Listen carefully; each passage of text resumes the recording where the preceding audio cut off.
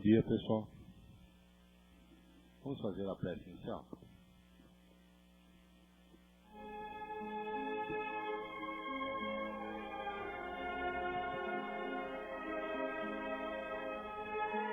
Deus, nosso Pai, que sois todo poder e bondade, dai a força àquele que passa pela provação. Dai a luz àquele que procura a verdade. Fonde no coração do homem a compaixão e a caridade. Deus, dai ao viajor a estrela guia, ao aflito a consolação, ao doente o repouso. Pai, dai ao culpado o arrependimento, ao espírito a verdade, à criança o guia, ao órfão o Pai. Senhor, que vossa bondade se estenda sobre tudo que criastes. Piedade, Senhor, para aqueles que vos não conhecem. Esperança para aqueles que sofrem. Que vossa bondade permita aos Espíritos Consoladores derramarem por toda parte a paz, a esperança e a fé. Deus, um raio, uma faísca do vosso amor pode abrasar a terra. Deixai-nos beber na fonte dessa bondade fecunda e infinita, e todas as lágrimas secarão, todas as dores se acalmarão. Um só coração, um só pensamento subirá até vós, como um grito de reconhecimento e de amor. Como Moisés sobre a montanha, nós vos esperamos com os braços abertos. Ó bondade, ó beleza, ó perfeição. E queremos, de alguma sorte, forçar vossa misericórdia.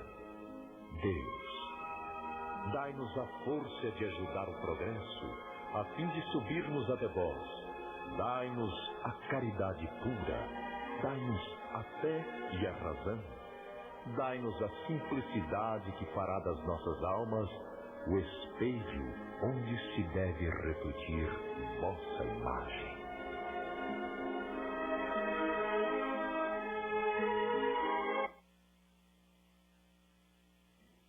Gostaria agora de chamar a nossa palestrante do dia, a Mariana.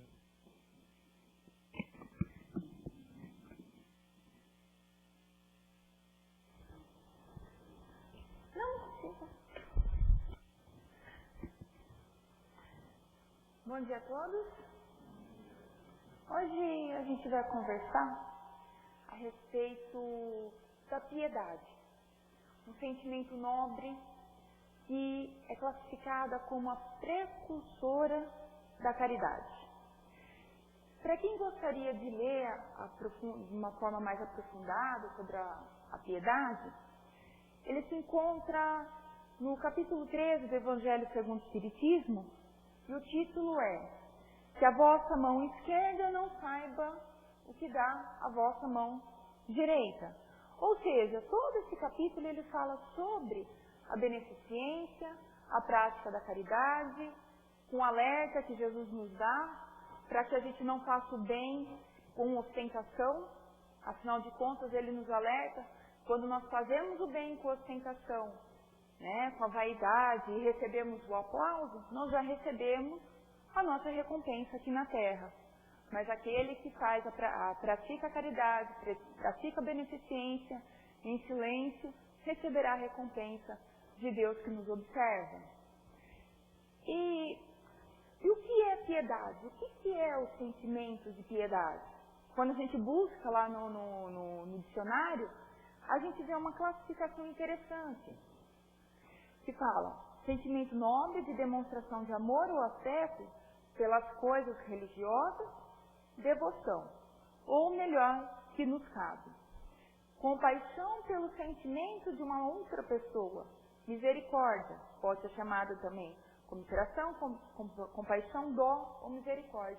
Então é essa segunda classificação que nos dá o verdadeiro sentido da piedade. Quando que a gente começa a sentir a piedade? Vamos ver. A gente começa a sentir ter esse sentimento de piedade quando a gente se depara com alguma situação em que a gente vê uma situação dolorosa a uma outra pessoa ela passa por problemas e ela está sofrendo com aquele problema e a gente acaba sentindo o problema, a gente começa a sentir a dor com aquela pessoa. Isso é a piedade. Aí a gente tem que prestar atenção num pequeno detalhe. Se essa piedade é aquela real, ou seja, vou dar um exemplo. Quando a gente observa na televisão aqueles doentes sendo atendidos no chão por falta de leito, faltando médico, e você vê aquelas pessoas com aquele semblante doente, aquele semblante triste, e não tem como a gente não se apiedar. Não tem como ser fingimento aquilo. Afinal de contas, costumo dizer o seguinte, com a exceção da gente ir para uma maternidade para visitar uma criança que acaba de nascer, ninguém vai feliz para um hospital. Geralmente nós vamos quando estamos ou doentes ou vai visitar alguém que está doente. Certo? Então a gente vê ali uma situação real de sofrimento, de dor. A gente vê e não tem como a gente não ter compaixão, não ter piedade de ver aquelas pessoas passando por aquela situação, esperando ser atendidas e elas não estão, não há quem alivie as dores ali no momento. Infelizmente é algo que a gente vê no cotidiano da televisão nossa. Ou então quando a gente vê, felizmente, infelizmente há pouco tempo atrás nós tivemos, né, a epidemia do ebola. Aí quando a gente vê aquela realidade africana, né, crianças passando fome, esperança às vezes você só vê esperança no olhar dessas crianças, né, daquela população. Não tem como a gente não ter compaixão, não tem como a gente não tocar o nosso coração. A gente vê que é um sentimento real, que é o sofrimento real, ou qualquer outro exemplo desse tipo. Quando eu falo que a gente tem que prestar atenção, que muitas vezes nós nos apiedamos, mas por um fruto de um julgamento nosso. Muitas vezes porque aquela pessoa que a gente conhece não segue os padrões que a gente acredita que é o correto e a gente acaba julgando que aquela pessoa passa por problemas. E muitas vezes não perguntamos a ela. Aí a gente simplesmente fala, tadinho, fulano não consegue isso. E muitas vezes, sabe, quando a gente começa a ter esse sentimento, a gente começa também a sentir a piedade. Mas a gente tem que prestar atenção, raciocinar e fazer a pergunta, você está bem, você está passando? Porque muitas vezes tem pessoas que têm um estilo de vida diferente do nosso e a gente acredita que aquela pessoa sofre, no fundo não sofre. Então é essa cautela que a gente tem que tomar cuidado. E por que saber dessas diferenças? Por que eu tenho que saber sobre isso? Quando a piedade, a gente sente aquela que a gente vê uma pessoa que a gente gosta muito passando por problema, desabafando o problema, falando, eu estou sofrendo. Quando a gente começa, olha só, vamos começar a raciocinar. Quando a gente começa a sentir, ter esse sentimento, a gente acaba esquecendo um pouquinho de nós mesmos. A gente esquece dos nossos problemas. E a gente passa a se envolver e olhar para o outro. Olha que interessante. Por isso, a gente começa automaticamente, esse sentimento ele nos leva automaticamente a uma melhora nossa. Porque quando a gente esquece do nosso problema, a gente esquece um pouco do nosso mundo, a gente está deixando de ser egoísta. E a gente está olhando para o próximo. Deixando de ser egoísta, a gente está melhorando. O Kardec, na questão 913, pergunta qual é a espiritualidade, qual é o pior de todos os vícios. A espiritualidade é muito clara, o egoísmo. Então, quando a gente começa a ter esse sentimento, a gente está deixando esse sentimento, o egoísmo, de lado. Porque o egoísmo, ele gera outra série, ele é praticamente a base de uma série de outros sentimentos bem negativos. Por exemplo, né? Isso aí é uma notinha de Kardec. Ele fala, continuando nessa questão, o que o egoísmo gera: orgulho, ambição, cobiça, inveja, ódio, ciúme, sentimento que perturba as relações sociais. E ele fala, inclusive, que a gente transforma um amigo de um inimigo. Ele traz de um amigo se transformar em um inimigo. Então, olha só como esse sentimento, o egoísmo, ele ainda é o pior de todos os vícios morais. Então, quando a gente começa a ter esse sentimento de piedade, a gente deixa de lado esse vício moral. A gente começa a se preocupar com o outro.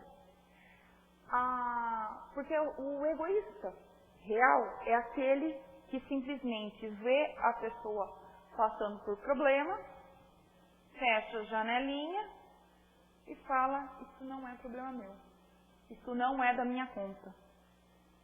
Não é assim a atitude de um egoísta? O egoísta, ele age dessa forma. O egoísta, ele também tem aquele sentimento de autopiedade. É um sentimento um pouco perigoso. É diferente da gente reconhecer que temos um problema, nós temos um problema, falamos sobre ele, buscamos ajuda, com vontade, com bons conselhos, nós resolvemos os nossos problemas. Isso é uma coisa. A pessoa que sente autopiedade é aquela pessoa que só reclama dos seus problemas como se seus problemas fossem os piores do mundo. Como se não houvesse outras pessoas em volta com problemas semelhantes. E quando ela escuta algum conselho, ela escuta com o ouvido, mas não com o coração. Não tem a vontade de resolver. E muitas vezes cai naquele vício da reclamação. Reclama de tudo, reclama do problema, reclama que os outros não mudam. Aí se chove porque chove, começa aquele vício da reclamação. Então é isso que a gente tem que tomar muito cuidado e começar a analisar e passar pelo nosso crivo, pela nossa razão. Mas quando a gente sente a piedade, aí a gente dá uma porta, a gente tem um avanço maravilhoso na nossa elevação moral. Por quê? Quando a gente sente a piedade, é o primeiro passo. Meu Deus, como essa pessoa está sofrendo. Então a gente tem um sentimento. Vem o segundo passo, que é aquela pergunta que a gente gostaria de que respondesse. O que eu posso fazer para auxiliar aquela pessoa? Então, é aí que a gente começa a ter a prática, a ação, a prática da caridade totalmente desinteressada.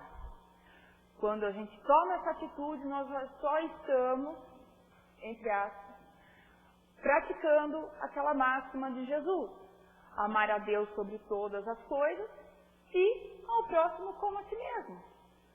Porque quando a gente tem esse sentimento de piedade, a gente se coloca no lugar da pessoa, a gente vê o quanto a pessoa sofre, e a gente tenta se propor a ajudar aquela pessoa, nós estamos amando o próximo como a si mesmo. A gente está fazendo ao outro o que gostaria que fizesse por nós. Então veja só como esse sentimento ele é sublime. Olha como ele é nobre. Olha como ele é o primeiro passo. Olha como ele nos ajuda. Então esse sentimento é maravilhoso. Quando a gente começa a fazer essa pergunta: meu Deus, o que eu faço para ajudar essa pessoa, e ela nos conta o problema? Muitas vezes são problemas que a gente pode, inclusive, ou através de um conselho, amigo, às vezes, vou dar um exemplo bem comum, que é bem comum. Eu estou com um problema, meu filho não consegue emprego. Mas espera aí, eu conheço alguém que está precisando, sabe? A gente está dando a nossa ajuda. Ou então, às vezes, a gente fala: meu Deus, o que eu faço? Aí vem aquela vozinha, no fundo da gente: ouça. Apenas ouça. A pessoa, ela só quer contar o problema dela. Quantas e quantas vezes nós não gostaríamos de ter alguém para contar os nossos problemas? E quem nos dá o ouvido de caridade? Então, muitas vezes a gente pode ceder o nosso ouvido também. Ou então, às vezes, a gente não pode fazer nada, mas a gente pode fazer alguma coisa. A gente pode falar: olha, eu vou orar por você. Posso mandar boas vibrações. Posso colocar o seu nome na caixinha lá no centro. Ou em qualquer outro lugar, não importa. A espiritualidade, ela trabalha em todos os lugares. Então a gente pode dar a nossa contribuição. E quando a gente começa a praticar essa ação, nós estamos automaticamente, de uma forma espontânea, nos reformando, nos melhorando e fazendo a nossa reforma íntima. Sem querer. Olha que sentimento nobre. Olha como ela merece atenção. Tem uma parábola de Jesus chamado Credor Incompassível. Para quem gostaria de ler ela na íntegra, ela está em Mateus, capítulo 18, 23 a 35. Ela é bem curtinha, mas é uma historinha bem interessante. Jesus, como ele sempre aproveita todos os momentos, né, o nosso grande mestre, sempre procurou aproveitar todos os momentos, tudo que ele pôde ensinar, ele procurou nos ensinar durante os seus 3 anos, né, de pregação. Então ele conta a parábola a respeito de um rei que ele começa a prestar conta aos seus súditos. E nisso ele vê que os seus súditos tem uma dívida absurda. Na Bíblia está 10 mil talentos, vamos colocar aí na moeda de hoje, 10 mil reais, uma dívida absurda, que ele não conseguiria pagar. Então ele chamou o servo, falou, olha, você está me devendo, gostaria de pagar essa dívida. O servo simplesmente disse, eu não tenho esse dinheiro.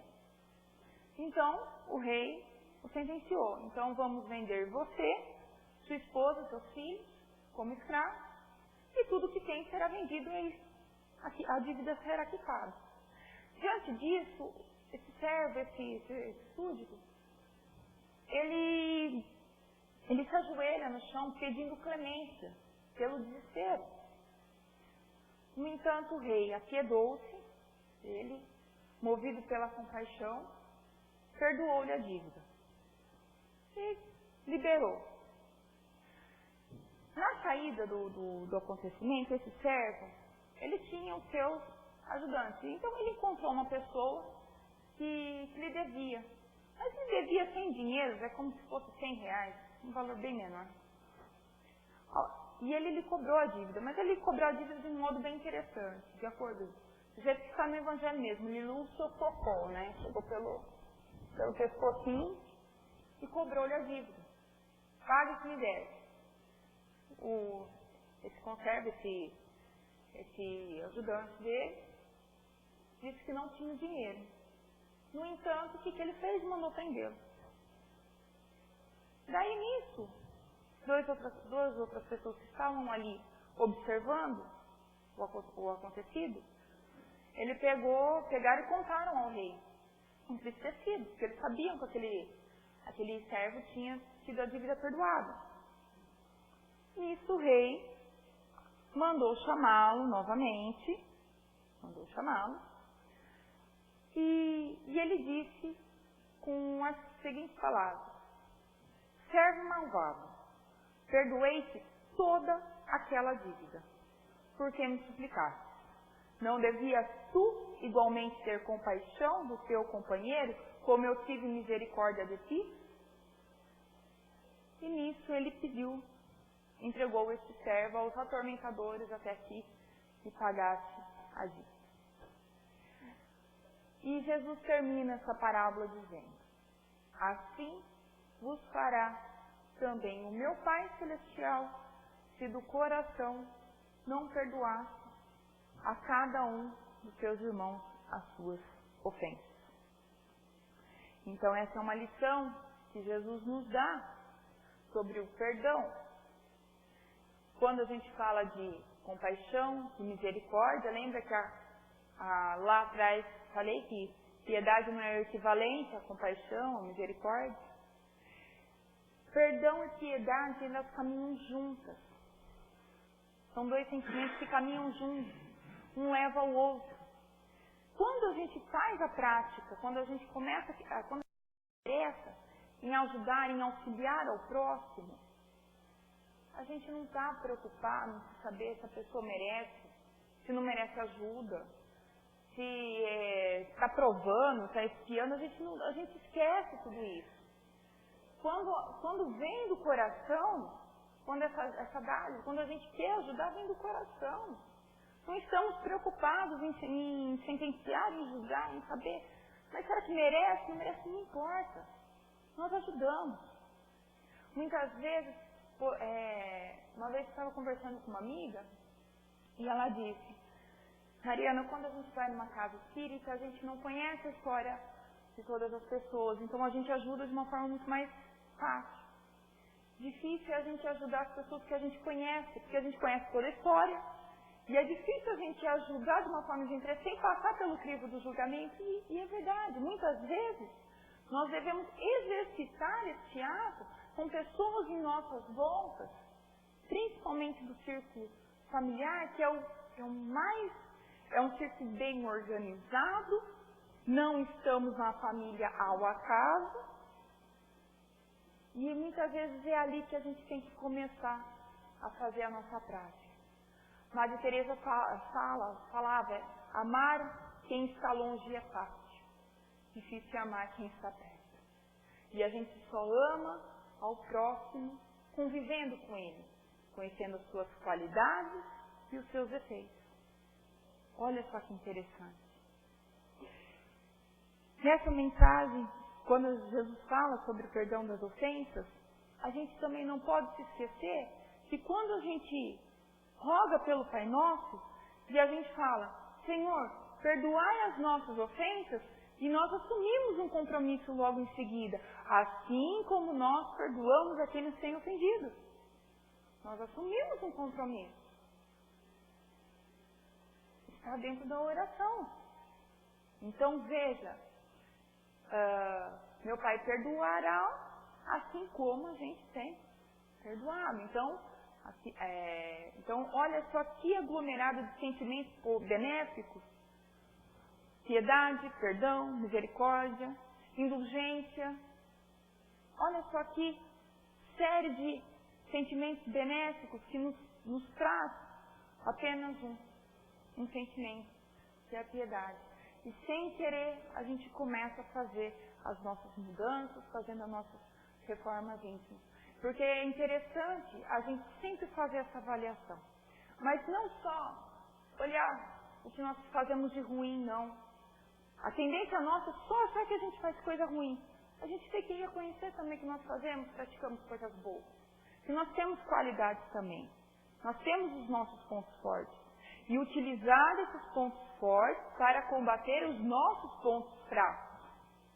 Aí a gente começa a ter o autoconhecimento, como dizia Sócrates, né? Kardec faz a pergunta, qual é o meio mais prático se começar a fazer a reforma íntima? A espiritualidade fala, o antigo sabe disso há muito tempo atrás. Conhece-te a ti mesmo. Conhece a ti mesmo. Sócrates falava isso há anos antes de Cristo, há muito tempo. Numa questão anterior, Kardec faz uma pergunta. Por que sinais se pode reconhecer no homem o progresso real que deve levar o seu espírito na hierarquia espírita? A espiritualidade responde, olha que interessante. O espírito prova a sua elevação aliando todos os atos da sua vida corpórea, constituindo a prática das leis de Deus e quando compreender por antecipação a vida espiritual. Então, quando a gente compreende as leis de Deus e começa a praticá-las aqui, antecipando a nossa vida espiritual, a gente começa a se tornar um homem de bem.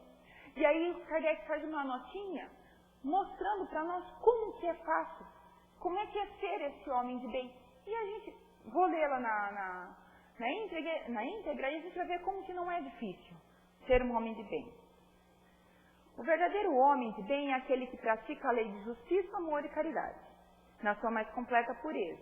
Se interrogar a sua consciência sobre os atos praticados, perguntará se não violou essa lei, e se não cometeu nenhum mal, se fez todo o bem que podia, se ninguém teve de se queixar dele, enfim, se fez para com os outros tudo o que queria que lhe fizessem. Então é aqueles 5 minutinhos antes de dormir no travesseiro, fazer aquela perguntinha, como é que foi meu dia hoje? Será que eu não tenho alguma coisa para corrigir? Será que eu fui bem? Será que eu não fui? Falando aqueles 5 minutinhos antes de dormir, antes da nossa oração, pedindo proteção. Aí ele continua. O homem possuído pelo sentimento de caridade, de amor ao próximo, faz o bem pelo bem, sem esperança de recompensa e sacrifica o seu interesse pela justiça. Ele é bom, humano e benevolente para com todos, porque vê irmãos em todos os homens, sem exceção de raça ou crença. Ou seja, é igual com todo mundo, trata todo mundo de forma igualitária. Se Deus lhe deu o poder e a riqueza, olhe essas coisas como um depósito do qual deve usar para o bem. E disso não se envaidece, porque sabe que Deus nos deu, também pode retirá-lo. O problema não é ter de forma lícita, a espiritualidade deixa bem claro quando fala sobre a prova das riquezas. Toda a riqueza que a gente adquire de forma lícita, sem prejudicar o outro, não tem problema nenhum. Mas também não se envaidece. Porque reconhece que tudo que nós temos, como daqui a gente não leva nada, então tudo que para nós é um empréstimo. Se a ordem social colocou homens sob a sua dependência, trata-os com bondade e benevolência, porque são iguais perante Deus, e usa de sua autoridade para lhes erguer o moral e não para esmagar com seu orgulho. Não fazer o mesmo que aquele servo fez. Ele tinha um subordinado e ele humilhou o subordinado. Como a gente acabou de aprender na parábola. Ele é indulgente para com as fraquezas dos outros porque sabe que ele mesmo tem necessidade de indulgência. Se recorda dessas palavras do Cristo, que aquele que estiver sem pecado, que atire a primeira pedra. Então tem essa frase como slogan. Se bobear, coloca no teto, acorda quem estiver sem pecado, que atire a primeira pedra. Acorda, já lê para fazer um dia bem indulgente, para agir com indulgência. Não é vingativo, a exemplo de Jesus, perdoa as ofensas para não se lembrar senão dos benefícios, porque sabe que lhe será perdoado assim como estiver perdoado. Lembrando do Pai Nosso. Respeita, enfim, nos seus semelhantes todos os direitos decorrentes da lei natural, como desejaria que respeitassem os seus. Então veja só como que a piedade ela nos leva a sentimentos nobres, às boas atitudes, e vale muito a pena praticá-la, porque a gente, através dela, a gente começa a olhar os nossos irmãos e deixar aquele vício, o maior dos vícios, que é o egoísmo, para trás. Então a gente começa a ter o nosso trabalho. Começa não, nós já fazemos esse trabalho. Não começamos, nós já fazemos esse trabalho. A gente tem que aprender a sempre olhar para nós e falar, eu faço isso de bom, mas eu posso melhorar. A gente pode melhorar. Sempre. E sempre, nunca se achar como se fosse o maior devedor de todos. Não, eu sou um devedor, mas eu posso corrigir os meus erros. Eu posso seguir em frente. Nunca é tarde para isso. E eu posso sempre estar praticando bem. Nunca é tarde. E só para finalizar, vou ler uma mensagem que fala exatamente sobre caridade ao próximo. É uma mensagem que ganhei de um amigo, então e ela pode servir até como uma oração final falando sobre a caridade. Caridade não é esmola. Caridade vai muito além da satisfação de ajudar aos outros, que não é egoísta. O simples fato de amar ao próximo é uma caridade. É um relacionamento sem interesses. Não tem orgulho, não tem más intenções, é sincera. A caridade não é mais que o próprio amor divino, esse que temos dificuldade de compreender. É espontânea, é nobre, não te dá títulos e nem presentes. Ela é sincera, ela é amiga. Se compreender o verdadeiro sentido da caridade, não tem pedras e espinhos no coração de quem as pratica.